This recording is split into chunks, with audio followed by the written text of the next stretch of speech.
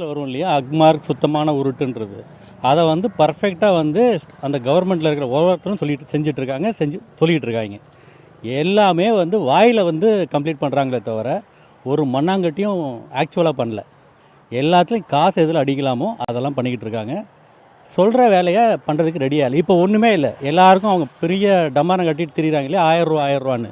அந்த 1000 ரூபா கொடுத்ததுக்கு ஃபஸ்ட்டு அப்புறம் எலிஜிபிலிட்டின்னு சொல்லிட்டு கொண்டு வந்துட்டாங்க. ஒரு 1.25 கோடி 2 கோடி பேருக்கு கிடையாதுட்டாங்க. இப்போ திடீர்னு எல்லாரையும் சேர்த்துட்டாங்கல்ல. 4 வருஷமாக இல்லாத எலிஜிபிலிட்டி எப்படி வந்தது? இப்போது திடீர்னு வந்துருச்சா? அது மாதிரி எல்லாத்தையும் அவங்க நீ லைனாக ஒன்று ஒன்றா எடுத்து பாருங்கள். எல்லாத்துலேயும் பொய் மட்டும்தான் பண்ணியிருக்காங்களே தவிர வேறு எதுவும் உருப்படியாக பண்ணல. கட்டுற பில்டிங் எல்லாம் இடிஞ்சு விழுது. பாவம் ஸ்கூல் பசங்கள்லாம் வந்து அவங்க படிக்கிற பசங்க தலை மேலே இது விழுது. அவர் அந்த அமைச்சர் என்ன பண்ணுறாரு, உதயநிதி ரசிகர் மன்ற தலைவர் மாதிரி சுற்றின்னு இருக்கார் அவர் பின்னாடியே.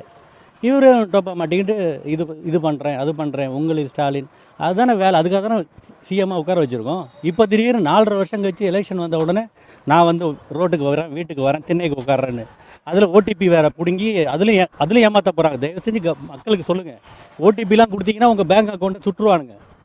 ஏன்னா ஒட்டுமொத்த திருட்டு கும்பலும் அதுக்கு தான் ரெடியாக இருக்காங்க.